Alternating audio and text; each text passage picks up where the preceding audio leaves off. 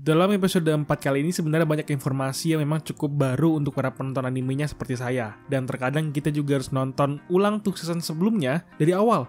Karena ada beberapa karakter yang mungkin tertinggal terkelupaan sama kita ketika disebutkan lagi dalam ceritanya di sini. Soalnya memang seri Overlord ini setiap musimnya tuh saling berhubungan ceritanya, yang bikin serunya memang di situ ya. Apalagi kalau sudah menyangkut dengan peperangan, udah itu sambungnya kemana-mana dan semuanya udah saling bersambungan dan saling bersinggungan gitu deh. Selamat datang di pembahasan anime, dan sekarang saya akan membahas anime Overlord season keempat episode ketiga. Di episode ketiga di sini emang kita bisa melihat keadaan di si Kaisar yang cukup stres dengan kekalahannya saat perang terdahulu, dan kita juga bisa melihat para pilar kardinal dari negara selain teokrasi yang rencananya itu akan berpikiran untuk bekerja sama dengan kerajaan Baharut di sini. Namun sayangnya kan rencananya itu sudah ketahuan terlebih dahulu oleh si Ainz dan dibuat deh jebakan untuk kaisarnya. Pada awal episode memang kita bisa mendapatkan sebuah fanservice, namun bukan di sisi nafsu ya fanservice-nya, melainkan sebuah fanservice yang memang sangat dinantikan sekali untuk Albedo pada saat dia ingin berangkat menuju kerajaan Raestis, di mana si Ainz ada ceramah yang cukup lama untuk tujuan mereka, terutama ketika mengenai keselamatan Albedo ketika melawan musuh yang dianggap berbahaya di sini.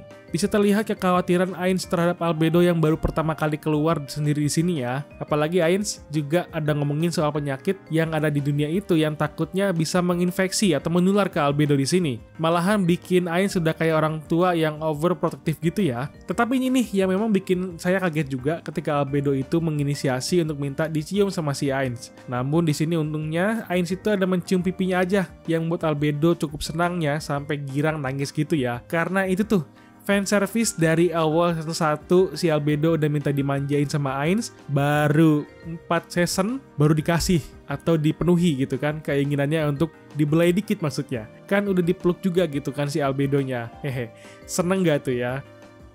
Setelahnya kita langsung saja bertemu dengan adegan di dalam kerajaan teokrasi Slain atau Slain teokrasi, di mana kerajaan ini adalah kerajaan manusia terlama dan di dalamnya pun mereka ada menyembah 6 dewa, di mana 6 dewa ini juga berasal dari para leluhur mereka yang sudah membangun kerajaan itu 600 tahun yang lalu. Makanya terlihat dari sisi mereka itu akan lebih peduli dengan manusia dibandingkan ras lain, apalagi undead yang dianggap sebagai monster di sini. Ditambah mereka juga yang kelihatannya udah memberikan atau mengatur para manusia lain untuk membangun kerajaan dan mempersiapkan pahlawan yang dapat membantu mereka melawan musuh yang kuat yang sekarang sudah hadir di dunia itu. Dalam pembicaraan mereka di sini memang dipusatkan kepada cerita peperangan terdahulu di mana mereka sudah mendapatkan laporan mengenai kejadian pada saat perang yang sudah menghabiskan atau mengorbankan banyak nyawa dari sisi manusia yang tiba-tiba kaget. Mereka harus melawan sebuah eksistensi yang luar biasa melebihi nalar manusia itu sendiri.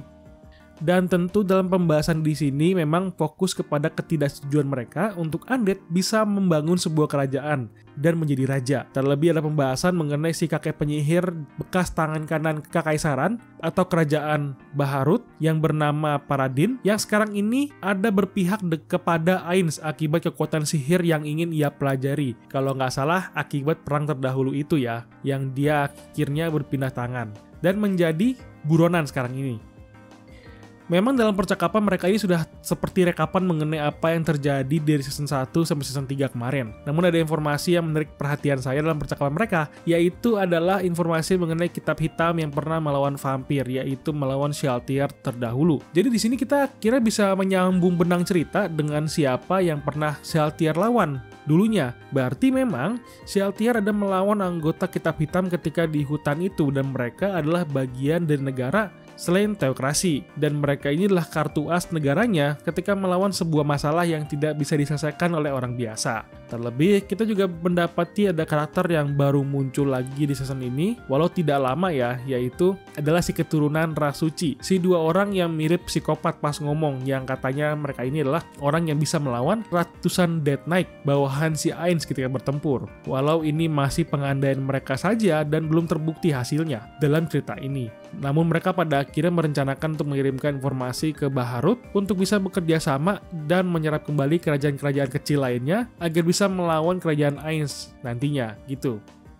Baru deh setelah pembicaraan penting para kardinal, kita bisa kembali melihat si kaisar yang sedang stres dan mulai gila akibat kekalahannya pada saat perang terdahulu, di mana dia sedang kesusahan akibat banyak dari ksatria yang mengundurkan diri karena trauma yang mereka terima ketika berperang melawan monster yang sudah memakan teman-teman dan jiwa mereka juga yang berada di tempat perang terdahulunya. Apalagi akhirnya dia mendapati bahwa dia menerima surat dari para kardinal untuk meminta bantuan dan mulai bernegosiasi dalam rangka untuk melawan Ainz, sebuah ancaman yang akan berbahaya untuk daerah atau tempat tinggal mereka sekarang ini. Dalam pikiran si kaisar pun ada sama dengan mereka, namun dia masih memikirkan bahwa ada banyak mata-mata kerajaan Baharut jika dia semena-mena mengundang utusan ke istana, karena si kaisar ini kan sudah melakukan perjanjian pertemanan dengan Ainz biar nggak diganggu. Jadi untuk pandangan orang lain bahwa Baharut itu sudah menjalin kerjasama dengan negeri penyihir kan, yang membuat pertemuan kaisar dengan utusan itu harus hati-hati dan secara rahasia. Harusnya gitu ya.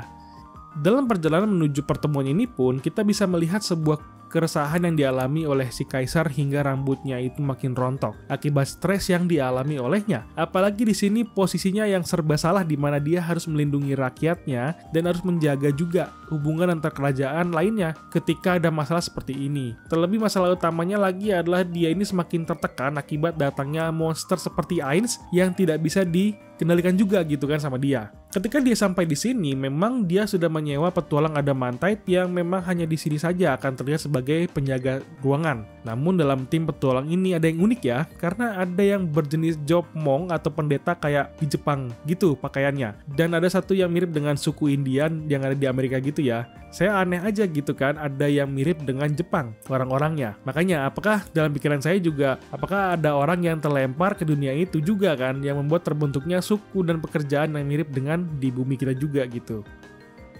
Baru deh setelahnya, kaisar langsung masuk ke dalam arena dan si kaisar ini adalah langsung didatangi oleh tamu, yaitu adalah para pilar kardinal yang langsung disuruh duduk dan mulai berdiskusi melalui kertas untuk menjaga kerahasiaan dengan bahan dan topik yang sedang dibicarakan. Namun saya pas nonton adegan ini sebenarnya ada terkoneksi dengan adegan di mana di lagu opening dan trailernya dulu, di mana Ainz ada bertarung di arena atau di kolosium. Dan ketika melihat ada arena di episode ini, saya udah yakin itu si Ainz bakalan datang ke tempat itu, dan ternyata bener ya, si bapak tengkorak ini tiba-tiba muncul dan mulai menyapa si kaisar, di mana di sini terlihat kaisar itu kan tidak punya pilihan untuk menyapa Ainz secara formal akibat ancamannya dulu. Ditambah akibat hal itu, memang para kardinal langsung beranggapan bahwa kaisar itu sudah menjebak mereka untuk dijual ke Ainz mengenai informasi mengenai mereka yang membuat mereka yang membatalkan rencananya untuk bekerja sama akibat kejadian ini. Kenapa mereka bisa begitu? Karena dalam pertemuan mereka ini kan rahasia dan hanya kaisar saja yang tahu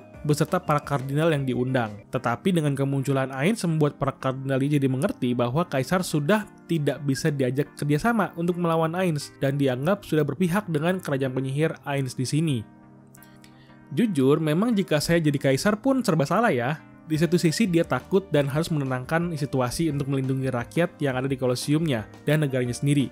Karena jika dia langsung gegabah dan bertarung di situ, pastinya akan memakan banyak korban dan jiwa jadinya. Makanya, ini rencana Ainz yang cukup licik ya, dimana dengan kemunculan saja sudah bikin orang tuh netting dan berpikiran negatif terhadap kaisar. Apalagi si kaisar menyapa baik ke si bapak tengkorak ini. Memang jadinya kayak psychological warfare gitu sih endingnya kali ini ya. Jangan menganggapan bahwa kardinal sudah melihat bahwa si kaisar ini sudah tidak bisa diajak kerjasama gitu, dan sudah mengkhianati pihak manusia. Harusnya gitu ya. Tentu, kita bisa melihat Ainz langsung bertarung dengan Raja Pejuang yang diharapkan oleh Kaisar bisa menang melawan Ainz dengan suara kepasrahannya yang sudah kayak cewek menyemangati pahlawannya kan di pinggir pertarungan atau pinggir arena. Lucu deh ngelihatnya kan. Plus prihatin juga gitu sebenarnya dengan si Kaisar ini. Oke, itu pembahasan mengenai Overlord season keempat episode ketiga. Jika kamu suka dengan pembahasannya, silahkan di like videonya dan di subscribe channelnya. Lalu berikan pendapat kalian mengenai episode kali ini. Tulis komentar ya. Sampai ketemu di video lainnya. Thank you for watching and bye-bye.